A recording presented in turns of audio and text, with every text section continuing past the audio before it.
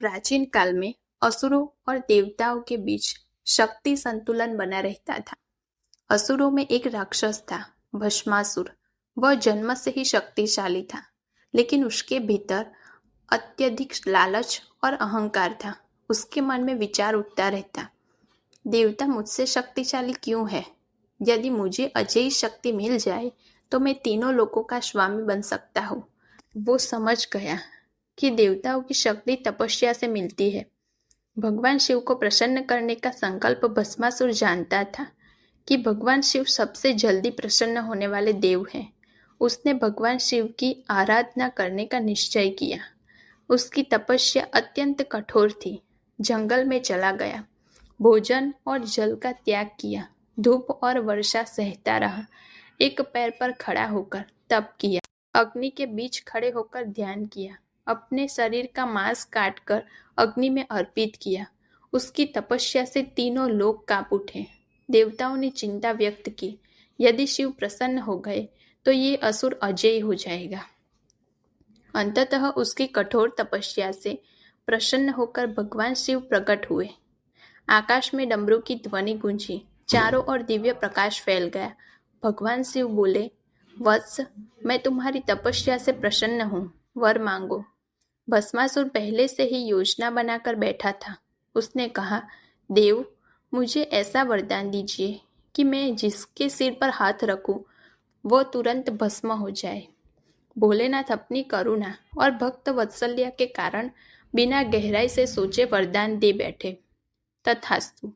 यदि श्रण आगे विनाश का कारण बना। वरदान मिलते ही भस्मासुर का स्वर बदल गया।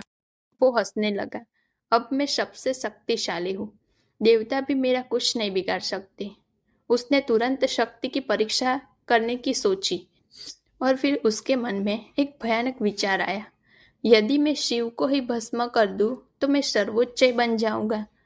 भस्मासुर शिवजी की ओर बढ़ा और बोला, प्रभु, मैं आपके वरदान की परीक्षा करना चाहता हूँ। शिवजी उसके इरादे समझ गए।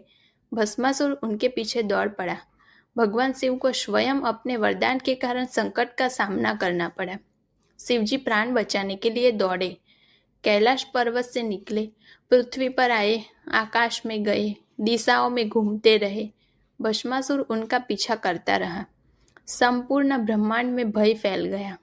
देवता चिंतित हो गए, यदि शिव को कुछ हो जाता तो सृष्टि का संतुलन बिगड़ जाता। वो भगवान विष्णु के पास पहुंचे और बोले, हे नारायण, संसार की रक्षा कीजिए। भगवान विष्णु मुस्कुराए।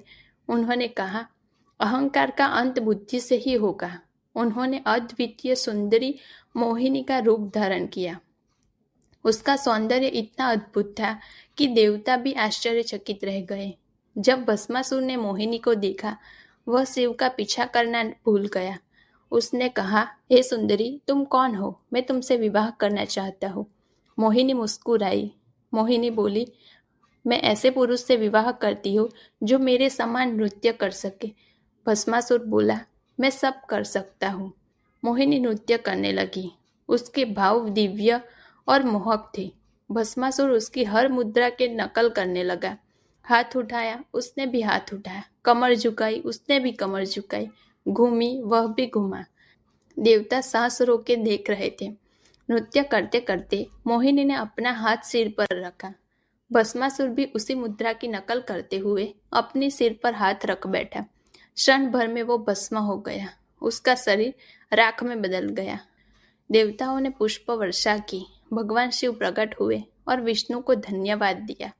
कथा का गहरा आध्यात्मिक अर्थ, शक्ति और अहंकार विनाश का कारण है, बुद्धि बल से श्रेष्ठ है। ईश्वर भक्तों की रक्षा करते हैं। वरदान भी विनाश का कारण बन सकता है। अहंकार मनुष्य को स्वयं नष्ट कर देता है।